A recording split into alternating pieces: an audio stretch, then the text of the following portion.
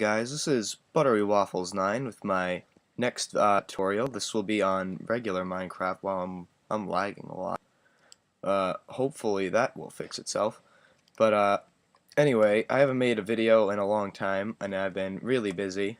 So I decided to just come back to the basic Minecraft and make a tutorial on what I've been meaning to make a tutorial on for a really long time. And it's what you can do with these monster spawners. A lot of people will just break them or leave them like this with like torches all around them so they don't spawn anything or whatever. But there's actually a way you can harness them and get a ton of free drops and XP. So I'm going to show you guys how to do that. So really all you need for this is a bunch of junk blocks and some buckets of water and torches. Hold on, I'm not sure if this might be on peaceful because there aren't any mobs spawning. You know, actually I'll leave it on peaceful for now, just so that we don't have a bunch of zombies getting in the way of the construction. So basically all you have to do to start out is block off whatever your mob spawner from like other caves that you might have found it from. This is so that when you're constructing it, you don't have like creepers just run in and blow it up. It's really, really annoying, especially since a lot of the times your torches will also get blown up and then you'll have tons of mobs spawning all over the place. And actually, I'm going to say this right now, this design will not work on spider spawners. So I'm not quite sure how to do that. I'm sure there's a video on how to do it somewhere. Which also brings me to my next point. I did not come up with this design. I've seen it a couple other places, but I do feel like I have something new to contribute to it. So after that, you just break the chests and make sure that you get an empty dungeon like this. So you have your dungeon, and I'm just gonna put these here just to make it symmetrical for now. Those will be broken later. So this one's actually already conveniently shaped, pretty much. So what we're going to do is we're going to put water blocks down here on each end, and then the water is going to flow, okay, except for in the middle. Oh, that's because, oh, sorry guys, I forgot a step actually. But we are going to do that immediately after this next step. So first, don't break that. You're going to break down the floor 1 or 2 blocks deep. So like this, you just break the floor. Get the mossy cobblestone, since it is pretty rare. Can't be found in a whole lot of places. Like this. Okay, so now that you have it broken, you can either break it down another layer, it doesn't really matter at this point, you can just do whatever you want, but it does have to be broken down at least 1 layer. So then you put your water there, like this, and it'll flow all the way down. Now you'll see that it stops at the wall. You don't want that to happen, so what you need to do is you have to actually move and break this wall back until there is no water that can continue forward. Like this. So you see here how the water, even like if you break one of these blocks, it won't go any farther because it's already at its max distance. That's what you want. So basically, there's 2 things you can do from here. Usually what I like to do is you dig out a room like this,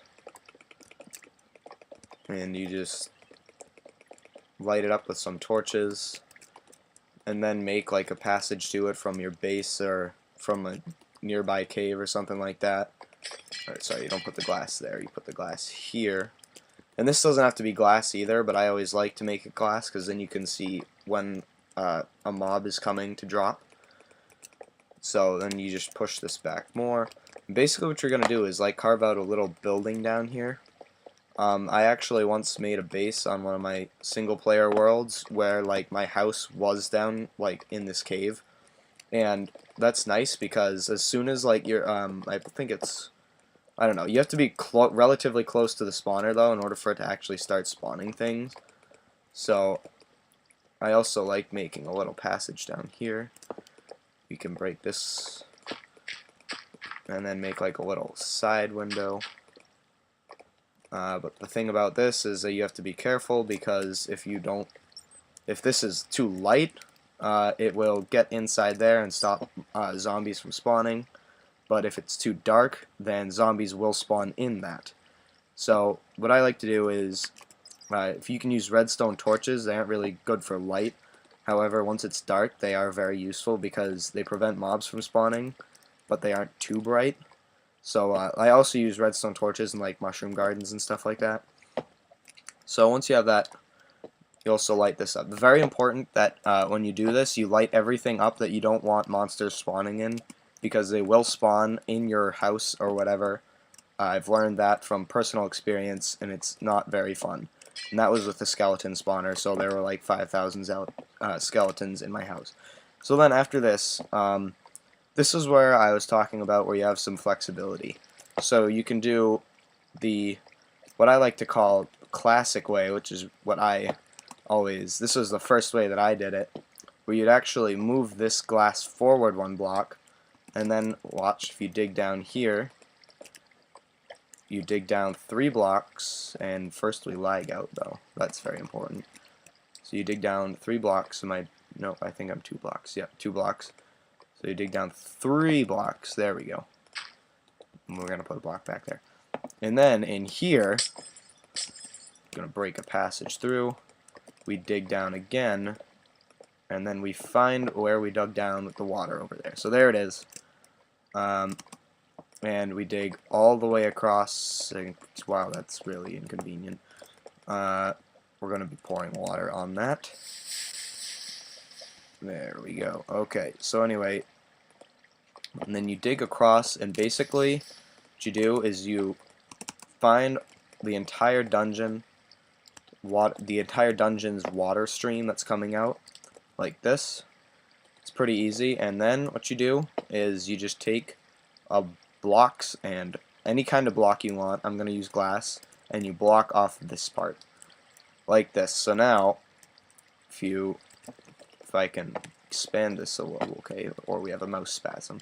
If I can expand this a little bit, you will see that we can collect the water and stop it like right here. Really easy. Block it off. Maybe raise the ceiling up a little bit so you can jump. Like this, and then remember this glass wall will be moved forward 1 block. So just for demonstration purposes, just of this one, I'm going to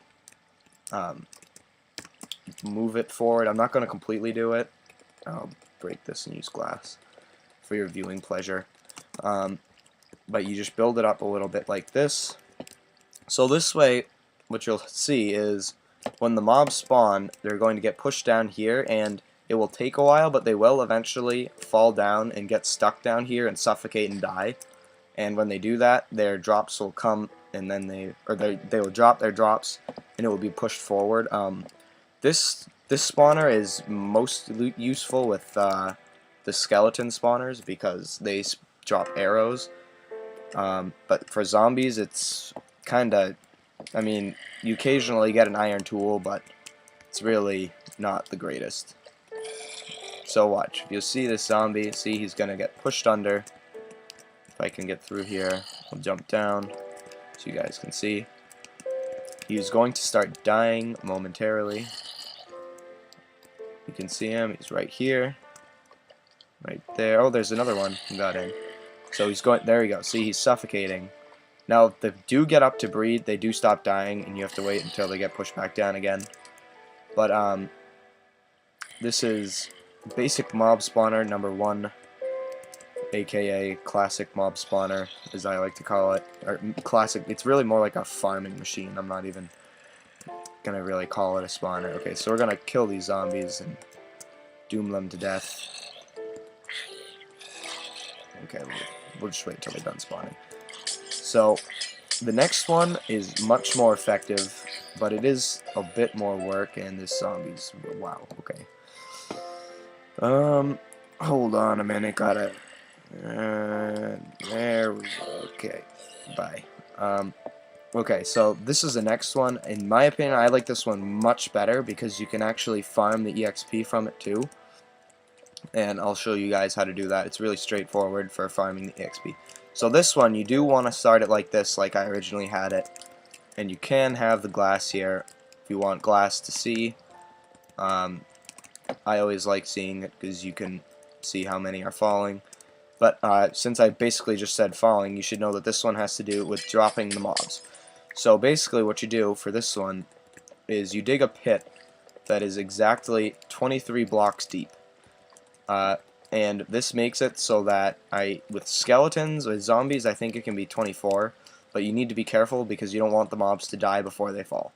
With skeletons, it needs to be 23 though, and basically, when they fall 23 blocks, they're left with exactly 1/2 a heart, so you can punch them with like a piece of bread or like a hoe or anything you really want. So I'm just gonna dig the 23. So it's 1, 2, 3, 4, 5, 6, 7, 8, 9, 10, 11, 12, 13, 14, 15. Oh, and we're at bedrock. Well, anyway, you will get the idea. Dig 23 blocks down. I'm gonna stop there just so that I don't like push the zombies off the edge, because that defeats the purpose. So, and obviously get your torches down so you don't have creepers or whatever blowing it up. Gotta love creepers though, I mean, oh god. You don't want lava in it either.